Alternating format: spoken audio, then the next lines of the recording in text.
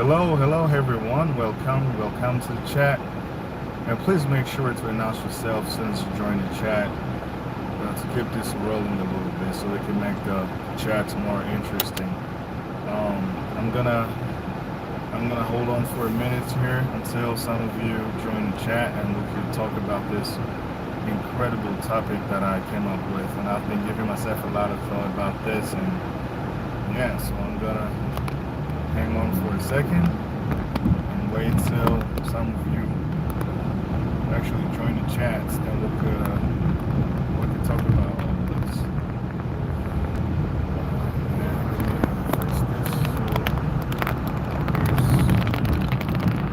Here's bubbles as I'm driving. I just got out of work. Now I'm on my way home, and I figured that life and talk about this amazing topic here. And I think this is very important to discuss this because a lot of people have been emailing me, have been asking me a lot of questions about the potential advantages of farming in Congo, Kinshasa, and asking me numerous questions about how much money ones would need if they want to actually start farming in Congo. Well, I try to talk more about farming. It's because that's the area of investments that I've chosen personally. But I always encourage Congolese living in the diaspora who want to move back to the country or either start investing in the country to actually do so. Because I believe the diaspora has the financial power to turn things around. You know what I'm saying? And if you are tuning in from anywhere, just let me know in the comment section where you're tuning in from, and also like the video as you join the chat, and I would really appreciate it. So I'm going to hang out for a minute, maybe wait 5 minutes through the chats for people to join, and then we'll talk about this. Talk about this issue. All right. So what we got here? Let's see. Okay, I do not want to waste any more time. Okay, because I know people work different shifts. Some people may already be at work. Some people may, be getting off work. I'm not sure. I probably have to work on this time schedule of all this my viewers, so I know when they're available when I go live. But I have not built that habits yet, so I kind of go with the flow. Whenever I'm ready to go live, I'll just go live. Whoever is available to watch, if you like my contents, please share it. Okay, so let's start with our topic for today, shall we? Okay, number one, we need to understand that farming it's fun if you have patience for it, but it is never easy to do. I don't care if you have the money to do it, or you took out a loan to get into it, or whatever the case may be. But generally speaking, farming, it is very hard to do. It really takes a special kind of individual to get into farming, especially in Congo, given the circumstances, given the conditions and the infrastructures surrounding the sector. You need to have the ability to bring on the power equipment within your farmland to speed up the process of your activities. You have to be able to have fuel to make sure that the operation, that the activities operate properly. With all of that put together, you will realize how much money end up spending in case you're planning on investing into farming in Congo. When I first got into farming, I didn't really know what to expect. Although my father has done it, but back then I was a kid growing up. I barely knew anything. All I knew, my dad owned a farm somewhere in Plateau de Bateke, but as a kid, I didn't really know what it even meant until I got my own personal land. Now I started farming, and now I see how difficult it is to undertake. But if you really you believe in what you are doing, and you actually more passionate about it, I'm pretty sure you can get something out of it. But there are a bunch of challenges when it comes down to farming in Congo Kinshasa that most of you have to be cognizant of. So many people see me posting videos online and think it's cool. They want to join the club, which I actually encourage more people to do so. It's just only a few of us out there, and there are some people who got into it. They got out because they didn't really want to put in the work, and like I said, it's not given to everybody. Some people might find it interesting.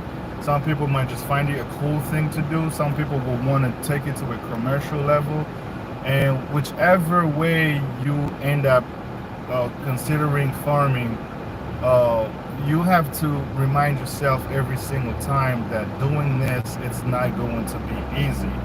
It will really take a lot of efforts. It will really take a lot of energy to take this to a whole nother level. So I've been doing this for quite some time now, and my farm isn't a building process. I mean, it's not like I have something special. It's not like I'm making money off of my farm already, but I am building it so when it reaches a certain point in the future where I could be making money off of it. And on the top of it, for me, it is not only a fun activity to do, but it is also more intended to eventually, become a source of income in the future. But as of now, it's not considered as a source of income. It's more where I'm investing money into it, but I would expect the profits in the long run. So for those of you that have been following my channel for a while, you guys are probably aware of the big barn construction. You probably are aware of the crops that I'm growing within my on my farmland as we speak. As we speak. But none of this is possible without your support. And every time I come in front of this screen to discuss farming in Congo, and the feedback that I get, the emails that I receive are one of the things that actually keep me going. And regardless, this decision was made by myself, and nobody actually pushed me into it. I had to really take the time to make the decision what I really wanted to do as far as farming. So let me give you a quick briefing on animal farming, for instance, pig particularly, because those are the animals that I have. For those of you that, and there's so many updates that I'm going to give you on the big farm, but I'm going to save that for another video, which I'm actually working on a video that I will release really soon, keeping you guys updated on the pig farming. All right, if you are interested and you have not subscribed yet, so make sure you subscribe to get the alerts. Turn on the alerts, so when I drop that video, you guys are notified. Okay guys, so speaking of the pig farming, I didn't know how much money it will cost me raising pigs until I actually got into it. And you will really, and it's not like I have many sources of income to afford it. Just the pig feed alone, feeding them, keeping them going, it actually costs a lot of money. So when you're getting into it, you really have to have another source of income to actually finance their pig feed. Because if you have to only depend on your solely income to, help out with that, I don't know how much money some of you make, but it will start to add up. You will start to realize quickly how much money it needs to go into pig farming. Thus, you will feel the need to diversify your source of income just to make it possible for your farm to keep growing. Because the pig feed alone, it will cost you a lot of money, okay? Which actually brings up to the point where you will have to create an activity that brings money on a daily basis, where when the pig feeds are running out, so you have money to actually provide more. But if you are just here in the diaspora, or you live abroad but you are interested in doing animal raising in Congo, and you hope that your salary, you will take some money off of it to actually take care of it, that's fine when you start.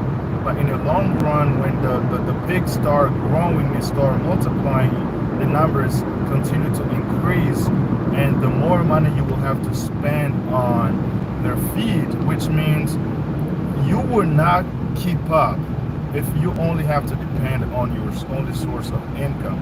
That's why I'm saying that it is very important to diversify your sources of income if you want to keep your farm going until you reach that point where you start to sell and organize your plan, so when the income generated from the pig sale can also go back to doing more things within the farm. But I think having an activity in place that's going to actually take care of the pig farm on a daily basis is the way to go, because it will minimize a lot of expenses.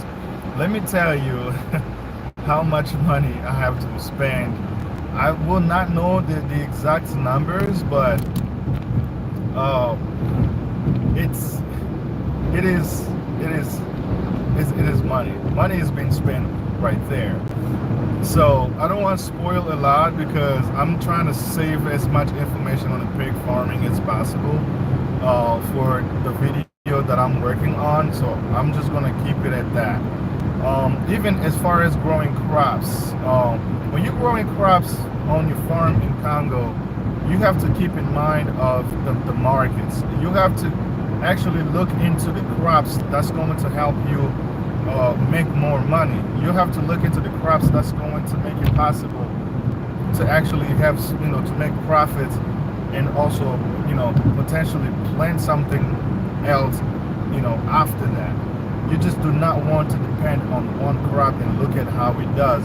That's why it is very important to spend time, gathering knowledge and speaking to people beforehand, before making the decision whether you want to get into it or not. Because I've made a lot of mistakes in the beginning. I was just doing things as they came through my mind without consulting with anybody, and I took a lot of loss. But after a while, I started to learn along the way.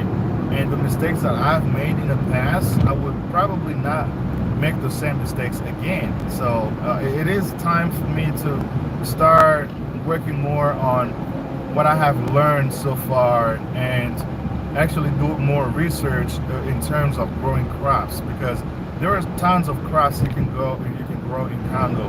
That includes like local crops, or even other crops that grow only outside of the country, but you can use chemicals to actually grow those crops. So like the particular case is watermelon, for instance. It is not an original crop from Congo, but if you want to grow it, you will actually do fine if done right. But you have to keep in mind that you will need chemicals to grow the crops, crops like that.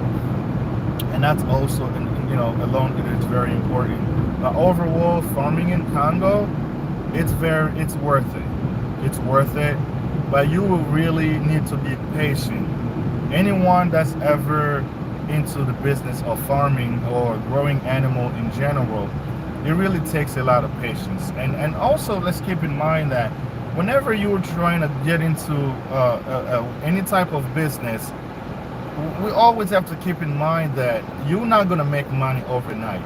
That's not how it works. You're just not going to get into a business and expect to make money right off the bat. That's not how it works. You really have to be around the business for a long time before you're able to see the positive outcome from it.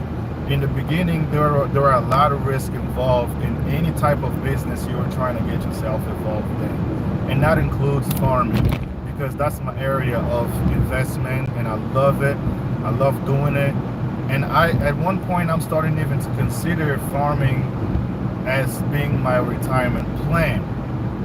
Even when I retire from my profession, farming is the only thing that I will have left with to do until I reach that, that time after years from now. I just have to work on building my farmland to where I would want it to be, because there is so many things you can do farming in Congo. We know we are from a country where many people do not show interest in farming, and it's also one of the sectors abandoned in our country, unfortunately. But and yet we have one of the richest soil and arable lands in the entire world. So we could be the leading force of agriculture around the world if the government really, takes its responsibilities and promotes agriculture in our country. Something that moving forward we should be advocating for, because we know, since we come from a country that is rich in minerals and natural resources, our songs every day is like, oh, they killing us for our natural resources, which by the way is true. But some of these resources we do not even know what it looks like. Maybe you're walking down the streets and you see cobalt or coltan laying around the floor. You're probably not going to pick it up because you do not even know what it looks like in real life. Those are the things that we see, and there's war against our country because of that. But not everybody is interested in investing into mining, and it's a very dangerous business to get into. Let's be honest about that. All right, it's a very dangerous business to get into, because there are a lot of rebel groups that are operating or protecting other business people interests within the country. So people like us who want the peace in the country, and at the same time we want the economy to move forward and actually grow in its exact potential. And farming is one of the things that's going to speed up the process. But we need a lot more farmers. But unfortunately, not many Congolese, especially in the youth community of the Congo, they do not want to become farmers. They want to, sit in the office with the AC turned on, and with a coat on, and look cool and everything. And I get that. Not everybody wants to be farmers either. But for those of us that actually have the ideas, but we're not sure whether it is the right move to make, well, we should look at it this way. There's food shortages going on around the world as we speak, especially with the war in Ukraine right now, okay? And the only way we get to combat that food shortage is by growing more crops. And that's the solution. I mean, the more we produce, the more food we will have available on the market, and people will not go hungry. So I was surprised, at the two trips that I took back in the country in the past 2 years, like how much food are available on the market, and how how many people travel back and forth in those areas, especially where my farm is located, to purchase the crops and take it to the main markets to sell. And people are doing the business just fine. And I ask myself, what if there are more farmers who are producing more food? I mean, we won't have to worry about these things. Plus, a lot of grocery stores have opened in the past couple of years that are owned by Pakistani or Indo-Pakistanis, or other Indians, and and so forth. And those grocery stores, they actually partner with a lot of local farmers. So when they grow their crops and they're ready to harvest, they sell those to those grocery stores, and they have been doing business for the past couple of years, and these have been working just fine. And I encourage a lot of you to actually do the same thing. All right, there are so many opportunities in this agricultural sector that a lot of people do not see. But if you see all these grocery stores opening up a lot in many different part of Kinshasa, because they see the potential of the markets, whether from the south up to the north region of Kinshasa. You see so many Indian grocery stores available. And where do you think they get all the groceries that they sell to the local people? From the very same local farmers. That's why it is very important to have more farmers operating in Kinshasa to actually make food available in these grocery stores and the local people as well. We are the only one with the powers to make sure these things happen. If we don't do it, then nobody else is going to do it for us. So that's something to keep in mind.